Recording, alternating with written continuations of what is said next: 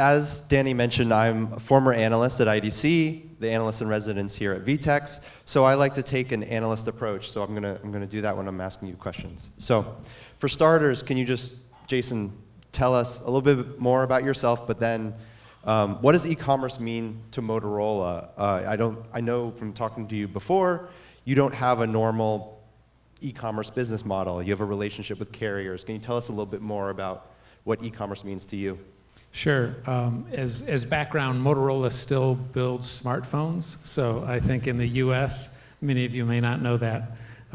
So in the US and in other markets, we're what's called a post-paid market, which is most of you sign up for monthly plans. You go through carriers, and they just bundle it into your product offering. And so you're right that that we're talking about economics on the last panel. I have a very strange job in that if I went to the president and said, I just sold 10 billion on our e-commerce platform, I'd get fired because the carriers would be furious with Motorola. So we have to balance what we sell direct to consumer, at least in the US, with what we sell through our channel partners. And we're actually in 40 countries with VTEX. So I know we'll get into the history a little bit in a little bit. So what we try to do with our carrier relationship, especially because carriers want fewer products these days, is use our e-commerce platform to both educate our consumers on things like flip phones and what you can do, but then also give them a broader portfolio, because you can only find a few products at the carrier these days.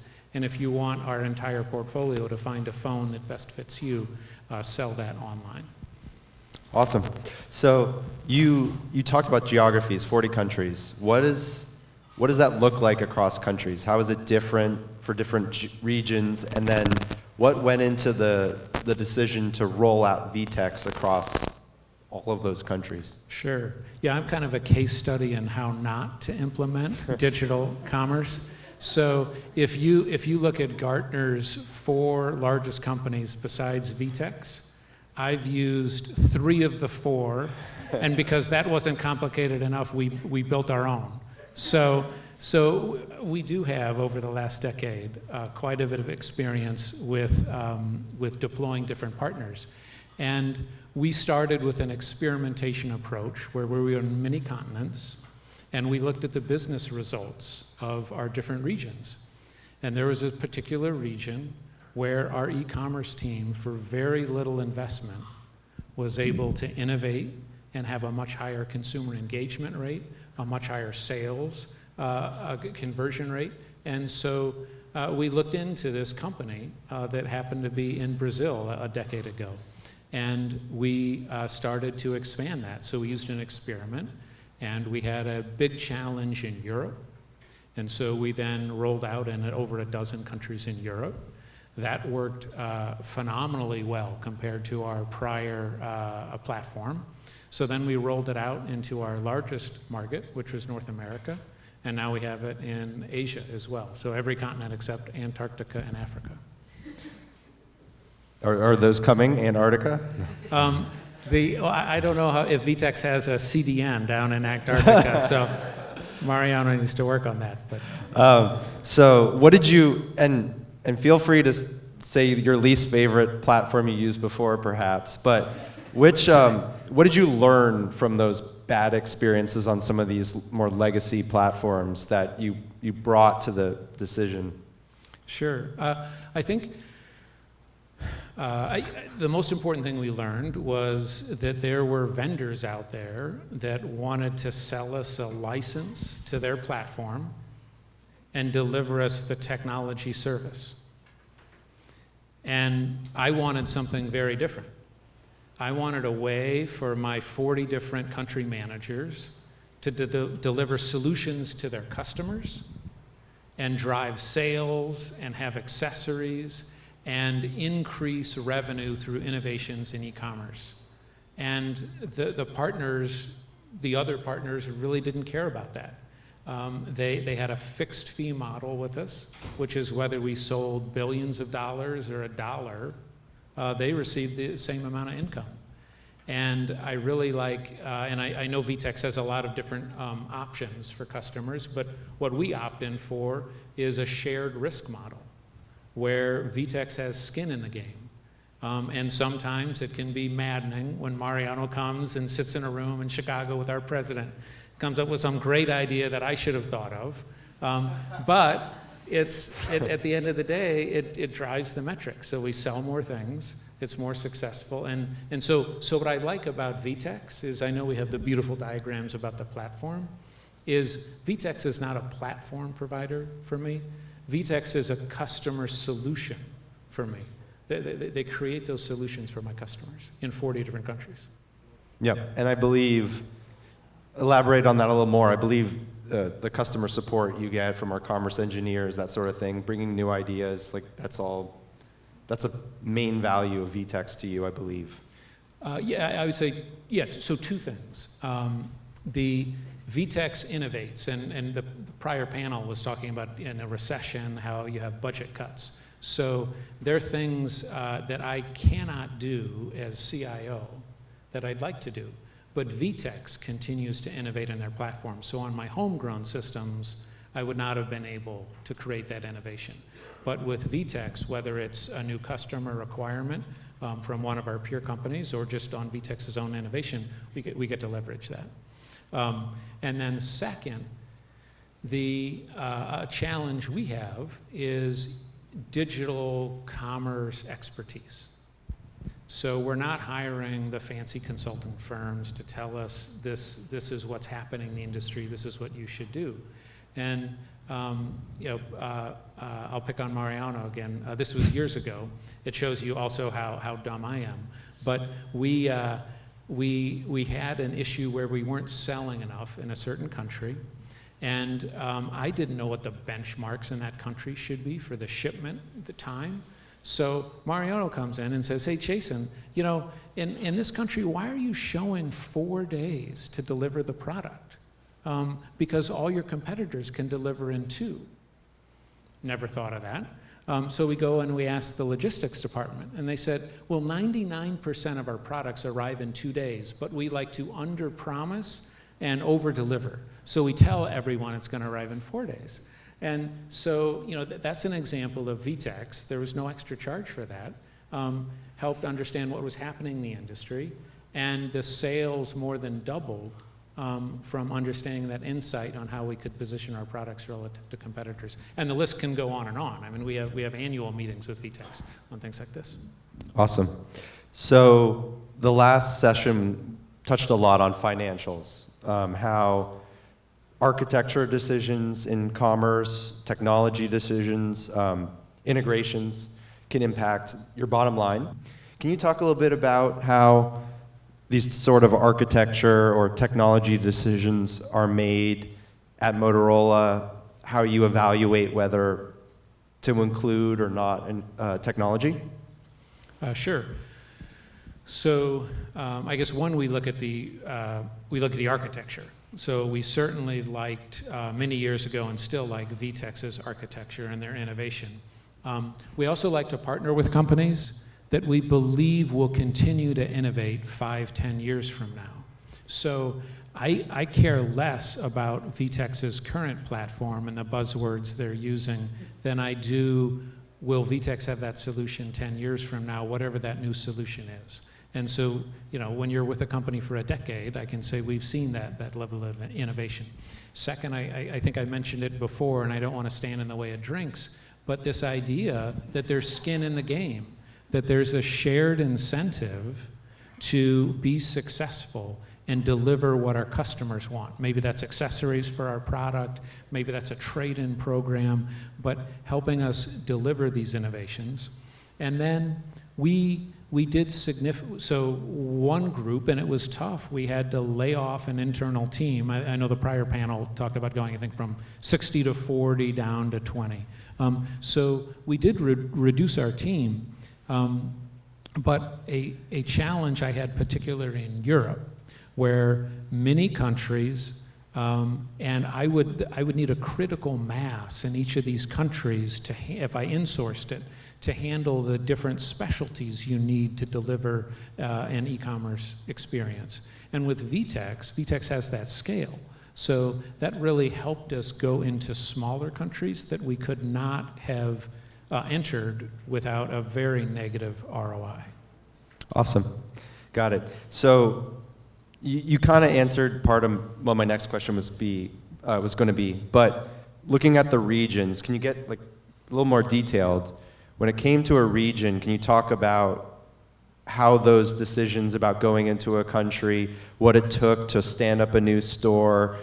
You're looking at new countries where there's opportunity. What do those look like on VTEX? Sure. So since we did use 3 other platforms plus a homegrown solution, we had a very heterogeneous mix. So not only was the technology stack different, but the different regions, the business had a different expertise in e-commerce and marketing. So what we did was we used this composable architecture.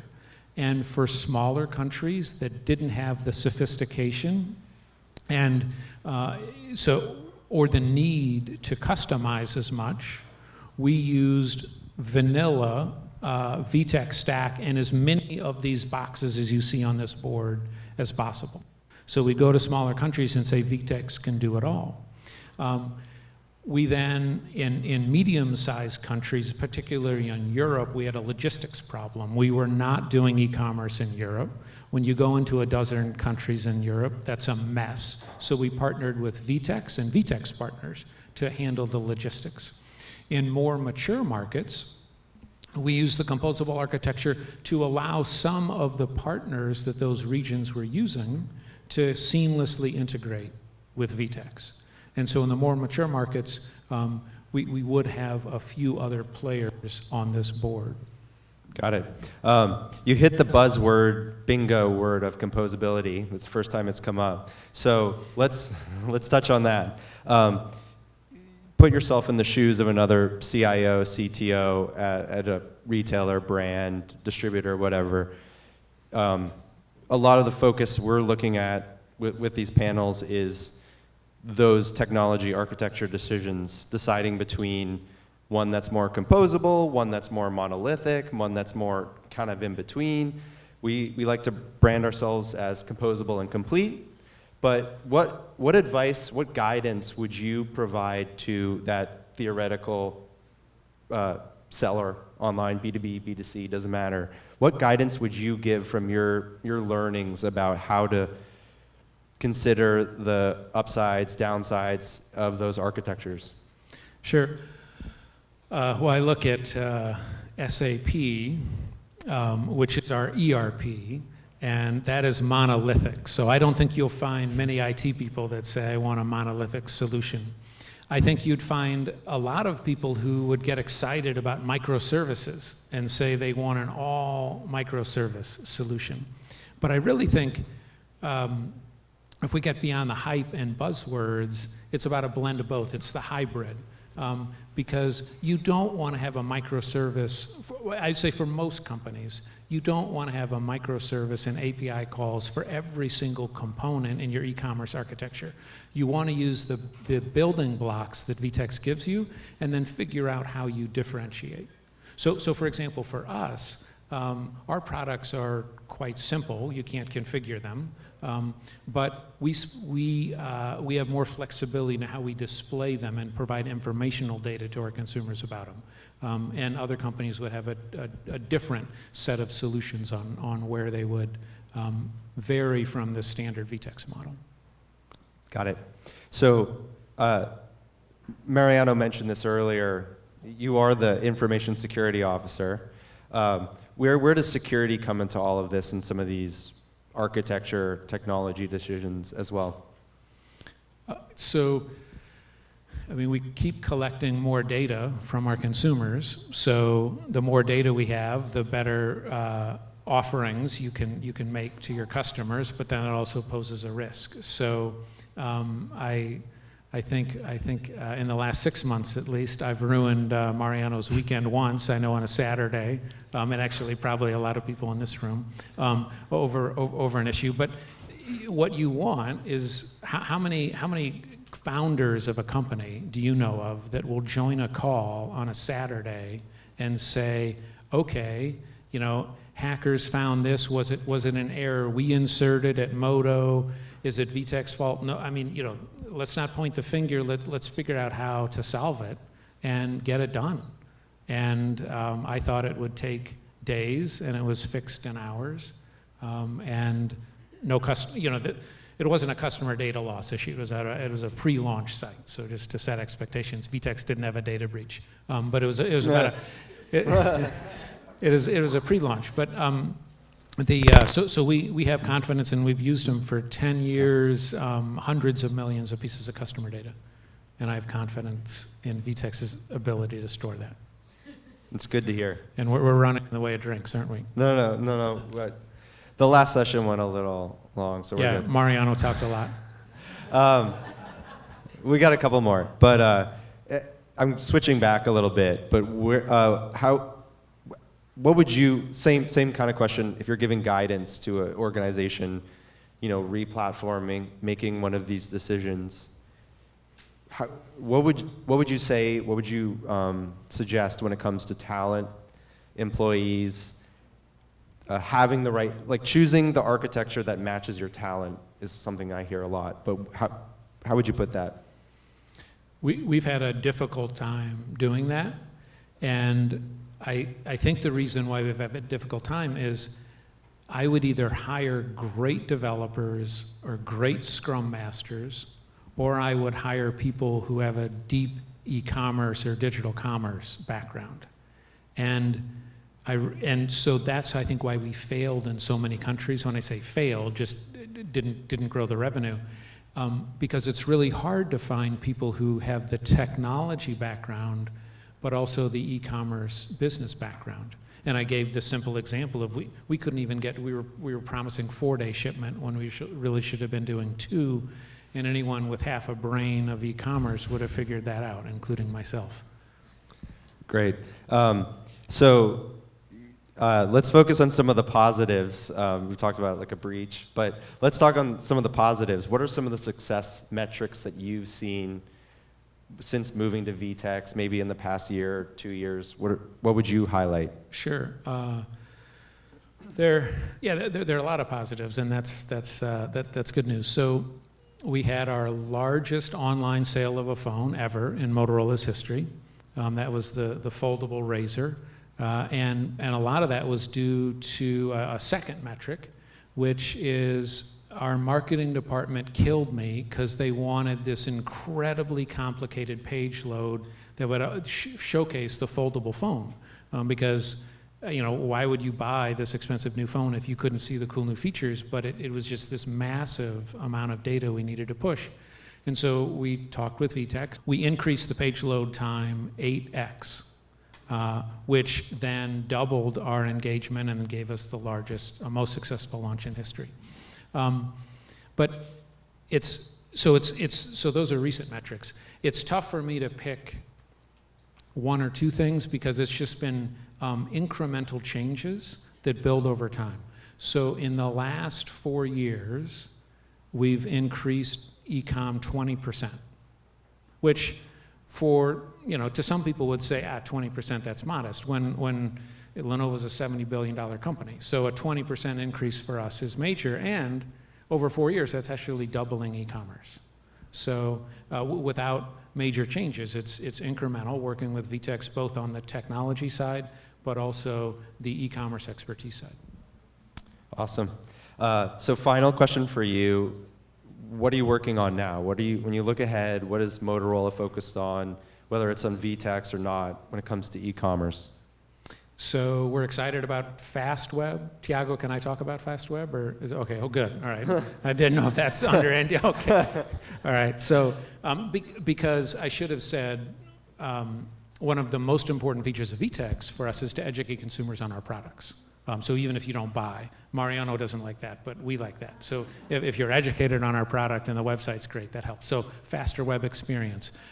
India is a big market for us. And yet again, just like we do in the other 40 countries, we're going to partner with VTEX to figure out how to expand there. We've done some tests with live shopping. That's a great example of, I'm like, what the heck is live shopping? That's stupid. And Mariano says, no, you should try that. And it's like, we're like 800% increase in volume or something. So, okay, so yet again, VTEX introducing things that are new. And then subscriptions. That's the last thing we're focused on. Awesome, great.